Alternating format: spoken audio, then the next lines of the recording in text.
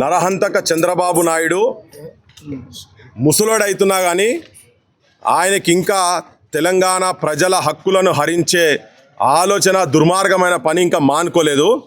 ఒక బక్కపల్సటని మా తెలంగాణ రిపోర్టర్ను ఇంతకుముందు మొన్న తీసుకుపోయి కర్నూలు తీసుకుపోయి గొడ్డును కొట్టినట్టు కొట్టి ఇటు ముగ్గురు అటు ముగ్గురు కూర్చొని కాలర్లు బట్టి ఇట్లా పైకని బేహోష్ అయినాక కూడా 3rd డిగ్రీ టార్చర్ చేసిందని చెప్పి తెలంగాణ ప్రజలకు మొత్తం చెప్పినాం.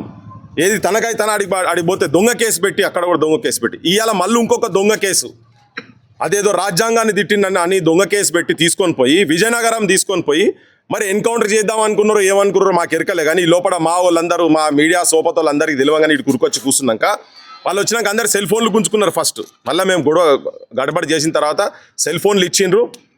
ఎవరు అందరు లోపటేస్తాం రా నాయన అంటే అందరు లోపటేరి మా మీద కూడా కేసులు పెట్టి నడువు మేము కూడా వస్తామని చెప్పని అందరు సిద్ధమైన తర్వాత ఇక వాళ్ళు దిగొచ్చారు. మళ్ళీ ఇప్పుడు దిగొచ్చి అలా పై ఆఫీసర్లతో మాట్లాడారు. మరి ఇదంతా ఎటుపోతుంది ఏందనుకున్నారో ఏందో తెలియదు.